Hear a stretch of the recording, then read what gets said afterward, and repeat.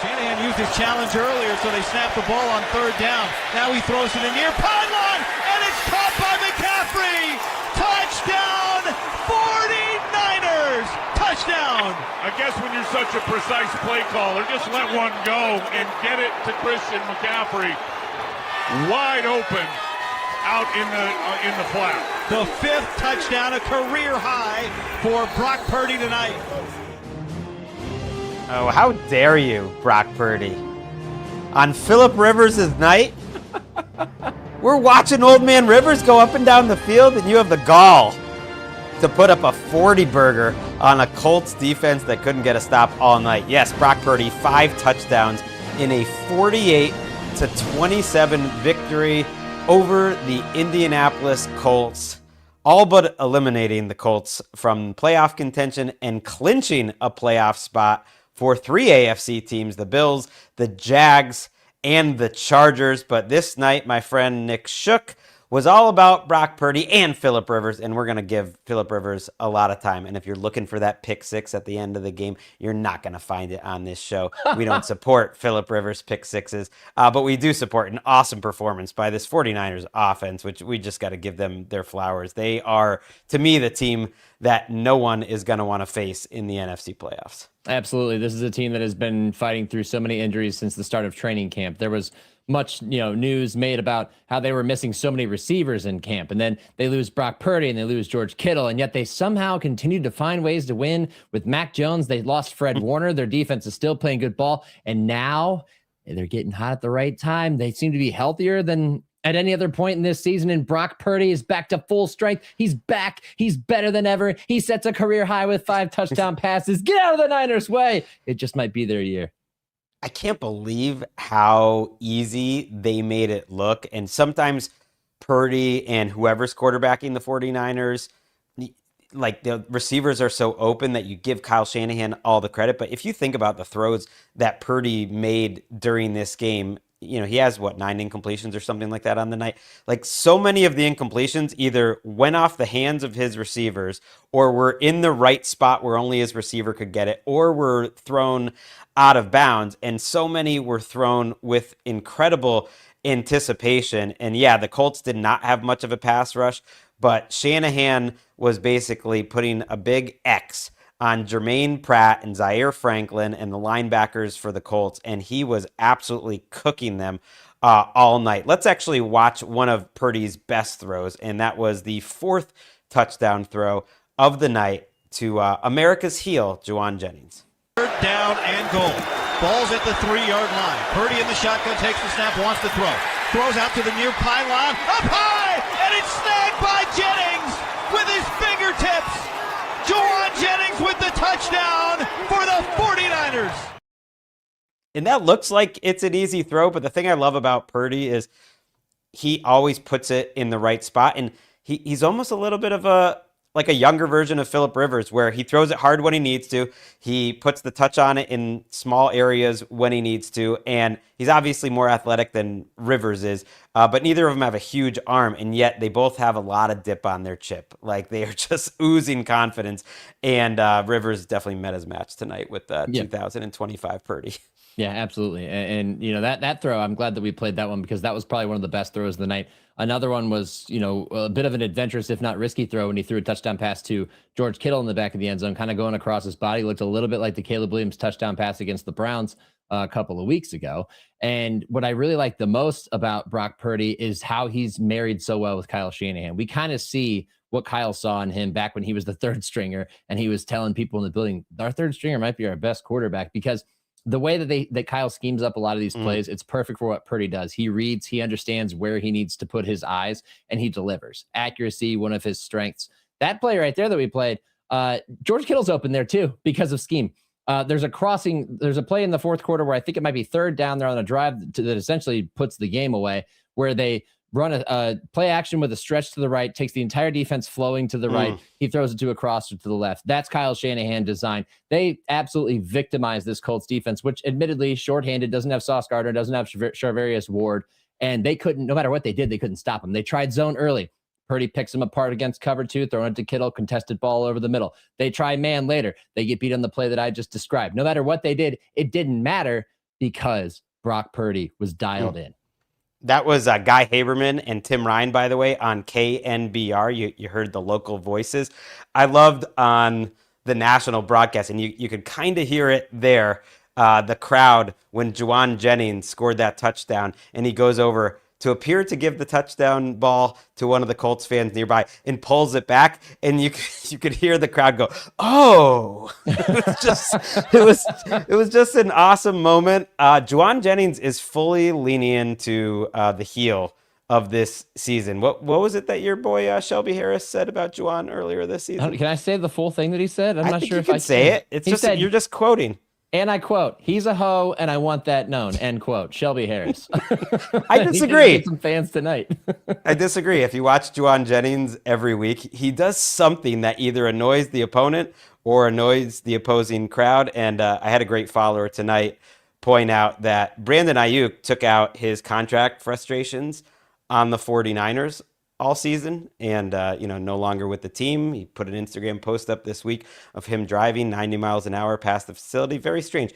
Jauan Jennings, on the other hand, has taken out his frustrations on the rest of the league. That's what you want to do with your contract negotiations, and he's had a really good end of the season. 5 catches, 71 yards, and a touchdown tonight. And the thing that stands out to me about this 49ers team before we get to Rivers and everything else that was great about tonight, they are fully healthy now on offense, and we've been talking about the path to them winning in the playoffs. And look, they have a chance to be the number 1 seed. If they beat the Bears and they beat the Seahawks, they are the number 1 seed in the NFC. Crazier things have happened. They've literally beaten the Seahawks this season. I don't think they'll sweep them, but they have done it. And the path, to me, was a way that some old Colts teams, for instance, would win games in the playoffs. It's just all offense, all gas, no breaks, win some shootouts. Tonight looked like a team with a healthy offensive line, all their skill position guys playing their best. They're running the ball really well. That could win a big-time shootout and do kind of like what the Rams did in Seattle the other night. I know they didn't finish off the game, but put up 500 yards on a great defense. Great offense can beat great defense sometimes in the playoffs. Yeah, I did a radio spot earlier today and said that basically the NFC West might have the 3 best teams in the NFL. Like the NFC champion is probably going to come out of the NFC West. It's just a matter of which team do you trust the most. Last week, I would have told you the Rams, but after seeing tonight with the 49ers, could sound like a little bit of hyperbole. I acknowledge that. It does. Think about their potential. Now, they don't have a pass rush. That's their biggest issue. But if you think about their potential offensively, what they can do to control a game offensively could end up winning them one of those games against one of those other division rivals or somebody else in the conference. So you really can't take them lightly, especially now that they're healthier than ever. I've seen like the vision, because Trent Williams, they mentioned it again on the broadcast, is playing better right now than he has all season. And he's always been Trent Williams, but he's back to peak form right now. The offensive line's really moving well. The Christian McCaffrey you saw tonight, where he rips off his biggest run of the season, 24 yards. It was actually his biggest run in a couple of years. Yep, our friend Patrick Claybon points out in the past he would have been taking that to the house. He does not have the long speed, but they have been running more effectively with him lately. So I think it's the offensive line has cohesion. The receivers, Purdy's obviously healthy. Like, it's coming together. But I will push back on you about the best teams in the NFL. I guess I got to see this defense, which, just made Phillip Rivers and the 2025 Colts look like one of the best offenses in the NFL for 3 quarters plus tonight. I got to see them against tougher competition next week and the following week before I believe. Because to me, they're a pretty big tier down from Seattle and the Rams. And if you want to tell me, because of this offense, Shook, that you put them right there with Packers and the Bears in the rest of the NFC mix, I'll buy that. I'll accept that argument, but I'm not quite seeing it. It means they could win 1 game, even against the Rams or Seahawks in the playoffs, or maybe 2. But can you get through 3 games with this lack of a pass rush? It's got to be tough. They get that 1 seed. They're not going to need to get through 3 games. They'll get through 2 games, and they'll have home. I mean, if they get that 1 seed, it means they beat the Bears and the Seahawks in a row, and then I will back off that stance, and they will have shown everything that they can be. But this offense really is that good. It's almost always that good as long as they're healthy under Kyle Shanahan. Yeah, it's true. And again, it's like I said before, it's because of his scheme. I mean, he's just one of the masterful play callers. I have to give a tip of the cap to Monday Night Football Playbook, their new alternative broadcast that they rolled out tonight. I think they need to do the wire cam more than the sideline, their version of like live all 22.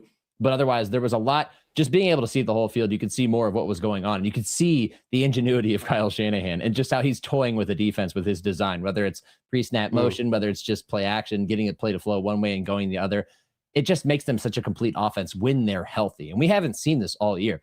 It kind of brings some sense to why Mac Jones found success with them, because if your scheme is good enough to get guys open, and even if you're hamstrung at other positions because you're missing guys, as long as you can play a little bit of point guard passer, you can still move the football, which is what we saw from Mac back then. And that's, again, why I think that, what you said about them being able to win a shootout, it's absolutely 100% in their favor if they get into a shootout. But you're right. The defensive part obviously does matter. So we'll see. And if I'm going to talk about bad defense, I mean, the Colts who had been taking on water late in the season on defense, but then played a good game overall against the Seahawks. I thought they really played with a lot of energy. Last week, man, they were rough. The series, summary for the 49ers: touchdown, touchdown, touchdown, field goal, missed field goal at the end of the first half, but you're not even going to give them credit for that because it was a two-play drive where they got into position. Touchdown, field goal, touchdown. They were literally pitching a perfect game until they picked off Brock Purdy on a tipped pass. And I don't know if it was one of the worst defensive performances in the history of the NFL, but it was pretty bad. While we're giving the broadcast some love, before we give Phillip Rivers some love, let's actually hear a moment from that ESPN broadcast at the end of the first half. NFL kicking, right? Attempts from 60 yards are routinely tried. And doink! Almost hit! I can hear that doink here from Bristol. That was Field Yates, our friend here on NFL Daily, doing a little play-by-play, and that was one of the all-time doinks. I mean, if you're talking about the sound that it made, and then the length that the football went off the crossbar and back, and it's from 64 yards out, and it's Eddie Pinheiro. How many doinks have been better than that? The double doink is better, but that's like one of the greatest. Yeah, absolutely.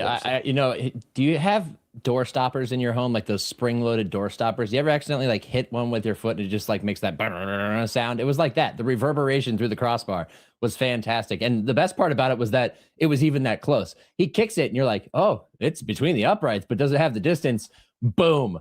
The finality of hitting the crossbar and the ball coming back, nothing more satisfying for the aesthetic part of watching a football game. I totally agree, and appreciate the commenter who's reminding everyone, if you're in the chat with us, we love having you live. We obviously love everyone that's listening in their ears. Like the video right now, subscribe to NFL Daily. We appreciate you. Last real point, actually, I'll make on that. Their special teams right now, we talked about the Seahawks in how that was a huge advantage over the Rams. The 49ers, and there's a great article on The Athletic about it, has as big a one year-to-year improvement in terms of special teams in DVOA rankings and different ways you want to measure special teams of almost any team in NFL history. They are one of, if not the best special teams in the entire NFL. And that was a huge reason they won this game, because they forced a fumble on a kickoff against the Colts, and that gave them an extra possession in the first half. And the first half did not have literally any defensive stops. Until the fourth quarter of this game, the Colts and Phillip Rivers, every time they had the ball, scored. It was 3 touchdowns, 3 field goals. That's better than any, team in NFL history if you kept up that pace Phillip Rivers was doing through 6 drives of this game. And I got to say, I'm about Phillip Rivers' age. He's one of my all-time favorite quarterbacks. To see him out there balling like this and shutting up everyone who said it was a disaster and an embarrassment and what are they doing throwing him out there? And we have to point out he didn't play that well last week. I don't think he actually was that good. I'm sorry to be such a truth teller. How about he stuck it in their eye? Let's listen to the Phillip Rivers pass to, let's go with the second touchdown to Alec Pierce. Love that one. 4 down lineman for San Francisco. Rivers out of the gun. Backs the pass. He's got time. He throws up into the end zone and touchdown. Pierce again. Touchdown. Number 2 tonight for Alec Pierce, and it covers 16 yards to the house. Pierce having a huge game. Touchdown. INDY. 14-13 the score. Oh, I love that call from Matt Taylor on WFNI. This is time for Quarterback Keeper, presented by Snapdragon. Didn't think we'd have a sponsored segment with Philip Rivers in the year 2025, but tell me what you saw out of him, because you know how I feel. It's going to sound biased, but tell me what you saw out of the old man tonight. So I've already given some love to ESPN for their broadcast choices tonight. Main broadcast, first drive, Buck and Aikman just stepped out of the call entirely. Every snap for the Colts. They let the on-field mic carry the game. And they let Rivers' adjustments pre-snap carry the entire drive, and the full moment, the excitement, the buzz that was in the stadium, and him going out there and just adjusting calls based on coverage that he's seeing pre-snap over and over and over again. It was a great demonstration and an explanation of why Shane Steichen felt so confident to go get a 44-year-old out of retirement and put him right into the starting lineup, even if he looked like Sonny Jurgensen with a bit of a gut because he's 44 years old, and said, you know what? I believe that you can help us win football games. Most importantly, you're not going to lose us football games. He went out there and gave them a fighting chance, more than a fighting chance tonight, with the way that he deciphered the 49ers defensive looks and moved them right down the field. The first touchdown pass was glorious. The second one was just as fantastic. By the way, Alec Pierce has made himself a lot of money this whole season and made himself more money with those contested catches tonight. But I just thought that it wasn't until they were down multiple scores where you started to see, like, okay, he is 44 years old with a limited arm. Before that, he was pinpoint passing, again, point guard passing, kind of like Brock Purdy, all over the field to keep them in the game. And most of that was done with the way that he looked at the look pre-snap and made his decisions right after the snap. You know, we talk a lot about Aaron Rodgers getting the ball out quickly. Philip Rivers did the same thing. How do you neutralize a pass rush that's really kind of non-existent with San Francisco? But how do you neutralize your lack of mobility? You just get the ball out. You figure out what you're going to do. Tom Brady at his best, pre-snap, figuring out where the coverages are going and making a quick decision. And he did that all night. And that is why he was deserving of the starting job and why he did a good job, even though they lost this game. Yeah, the turnover happens late. They're down 2 touchdowns. He actually had just fit a great pass into Pierce before that to set them up. But there's under 4 minutes to go. They're in hurry up mode, and he did have a fumble on the drive before that set up a punt. And before that, though, like, it wasn't just dinking and dunking. He averaged 9 air yards per attempt, and the times he looked truly old was when he tried to rip some passes 45, 50 yards downfield. Both of those came up short. They just weren't happening. He was trying to make the defense respect it. But he was winning in the way that Philip Rivers has always won, which was over the middle and the intermediate parts of the field, and sometimes on the sideline too. In that first drive alone, he had gains of 18, 20, 19, and 14. He threw a 33-yard pass to Pierce, and why don't we listen to that first touchdown that he threw to, a wide receiver that's going to make a lot of money this offseason. Rivers goes out of the gun, ball in the left hash. 3 receivers go to the right side. Here's a flag on the play. Rivers has a free shot, throws into the end zone. Touchdown! In the back of the end zone, it's Alec Pierce, and the play covers 20 yards to the house. Touchdown! INDY! And the Colts score a touchdown on their opening drive of the game. It's so funny to me because that visual there, like, obviously it's a great throw, not taking anything away from it, but Rivers looks so much like your dad in the backyard in the pocket there, like stepping up and just kind of flinging it. It's just remarkable that it works, and it works really well. It's just a reminder, and he's going to wait an extra 5 years to possibly make the Hall of Fame. I think he will make the Hall of Fame. To me, it's a no-doubter, but he might be the type of guy that has to wait a little bit. But this night, and he might not get another start. Troy Aikman, I wonder if he knew something, said at the end of the game that he thinks Riley Leonard will start playing after this, which is interesting because the Colts are not eliminated from playoff contention. The Texans still, have some work to do to get that final spot. But if this was it, unfortunately, it was kind of fitting for him because there's just been so many games where his defense and his special teams let him down, and essentially through no fault of his own, he didn't get a win. But when they talk about him for the Hall of Fame, like, everyone's going to remember this game. Like, it was great that he got out there. He put them ahead in Seattle, the number 1 defense in the league, right now the number 1 team in the NFL, with under a minute to go. They win that game if the defense just holds up. And he, like I said, was averaging 4.5 points per drive through the early part of the fourth quarter, his first 6 drives, which is almost double the amount of points per drive that the Rams have this year, for instance, who are the number 1 offense in the NFL. Obviously, he's not going to keep that up for an entire season, or even in this case, an entire game.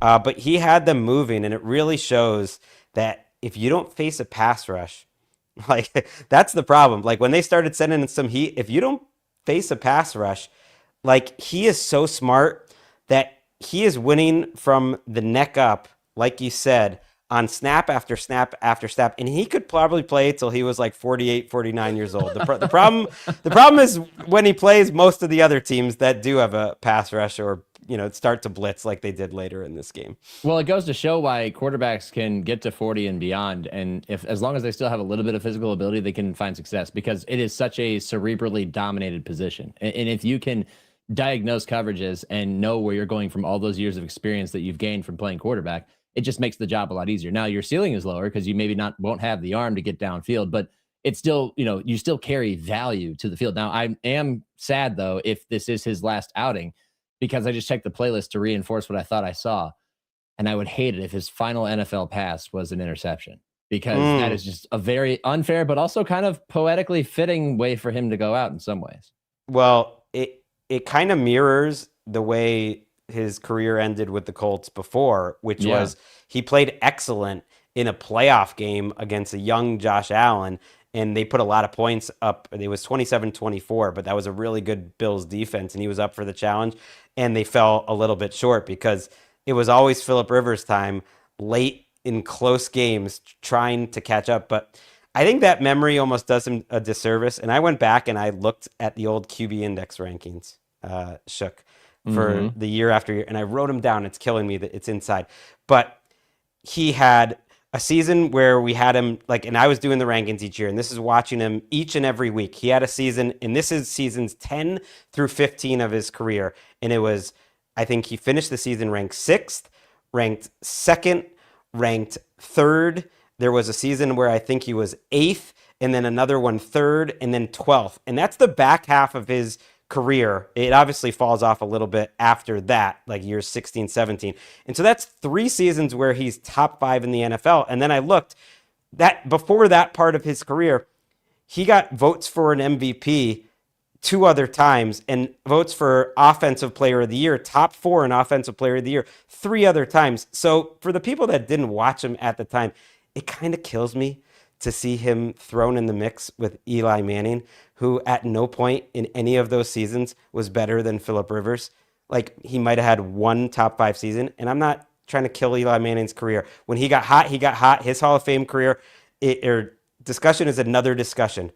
But he wasn't dropping 6, 7 different seasons where he's a top 3 or 4 quarterback in the NFL. And so I'm glad a whole new generation got to see the old guy sling it. Well, we're also diving into the whole argument against rings matter. Like, football is a team game. Like, let's not rings when it comes to establishing somebody's legacy.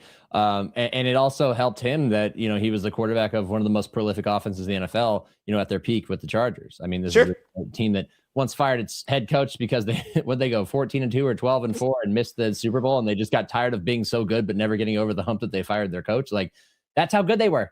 This guy played an AFC Championship game with a torn ACL with a big bulky brace on. Like, he gutted it out for his team. He was willing to come out of retirement at 44 years old to help out his pal, who's the coach of the Colts and desperate for a solution. Like, how do you not love the guy? And I love the way that he played today. That was Quarterback Keeper presented by Snapdragon. Learn more at snapdragon.com/laptops. And yeah, we might be premature saying that it's going to be the last start of his season. We'll have to find out. I did want to talk a little bit about George Kittle, who left the game with an injury. And it is time for Who Delivered, presented by Uber Eats. I did want to mention Kittle set a career high in receiving yards, 7 catches, 115 yards in this game, not for a game, but now for his season.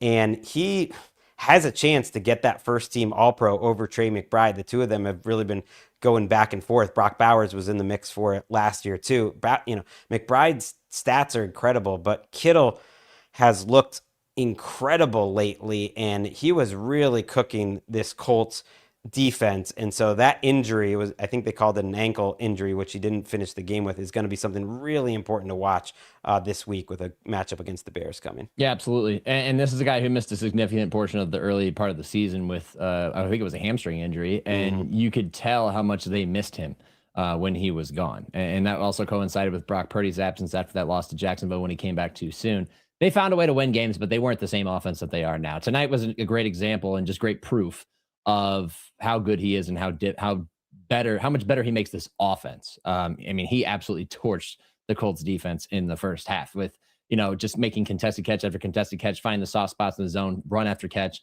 catching that touchdown pass. It was a classic, if not quintessential, George Kittle performance.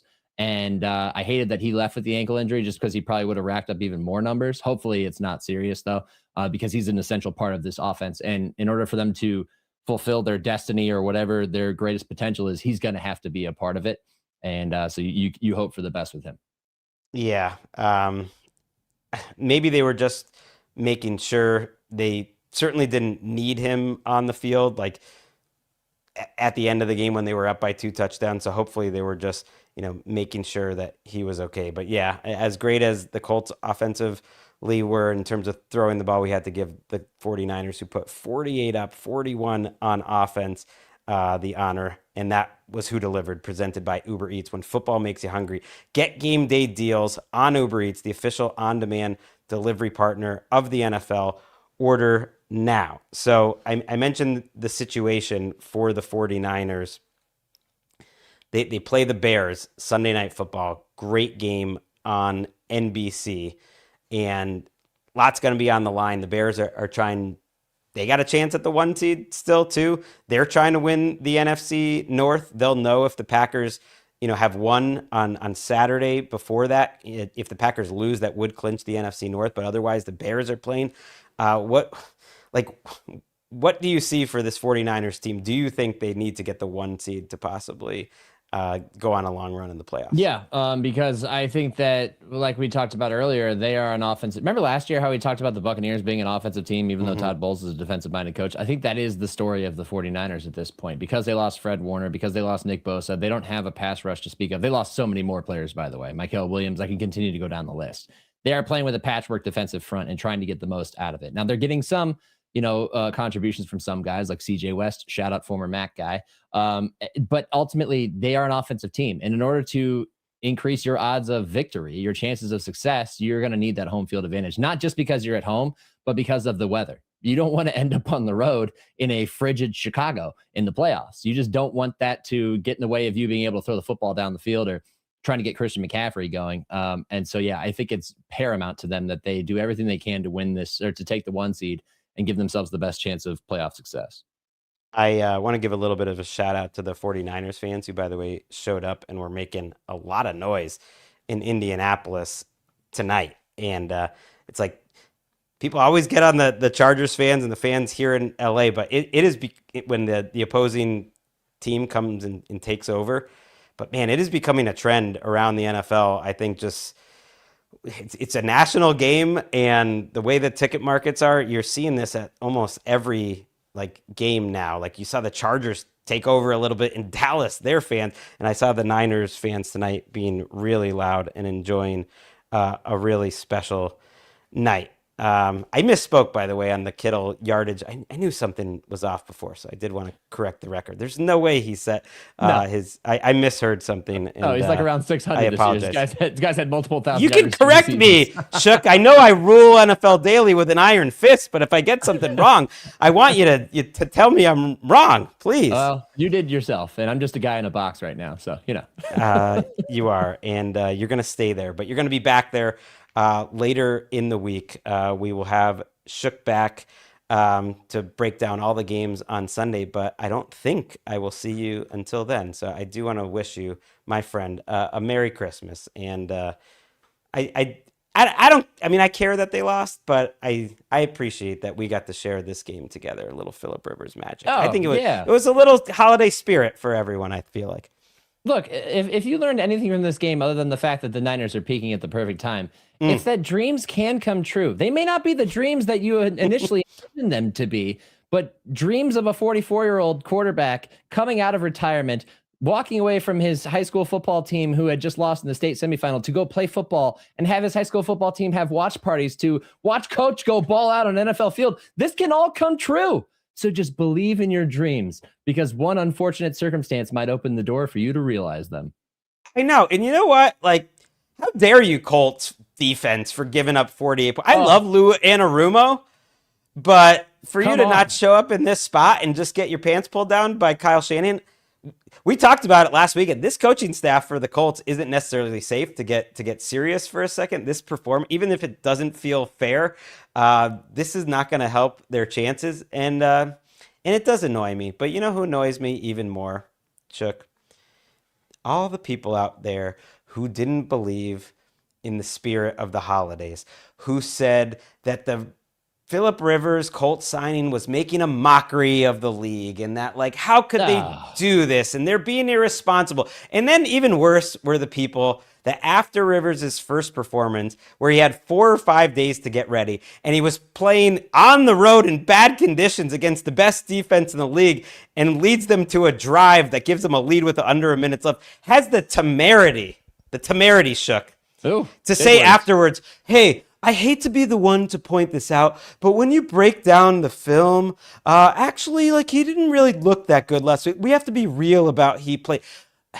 We get it. You can analyze it, but where you lose me is where I hate to be the one that does it. Shut up. You don't deserve to watch Phillip Rivers on Monday Night Football. I'm going to tag this with a bad joke. The uniforms the Colts wore tonight, they're under the theme name of Indiana Knights. The defense, they should be renamed Invisible Knights, because the defense was not on the field all night. And that's a disservice to Phillip Rivers. Yes. And it's a service, frankly, to Brock Purdy and Trent Williams and Christian McCaffrey and Kyle Shanahan and this offense who had the temerity to make the Colts defense look that bad, because the 49ers offense is just that good. And as I was going through that list, I was like, well, McCaffrey, he might be a Hall of Famer. Got a good chance. Kittle, that's probably a Hall of Famer. Trent Williams, that's a Hall of Famer. I don't think Brock Purdy's going to be a Hall of Famer, but he might be a Pro Bowler or an All-Pro. That is one hell of a unit. They are a wagon.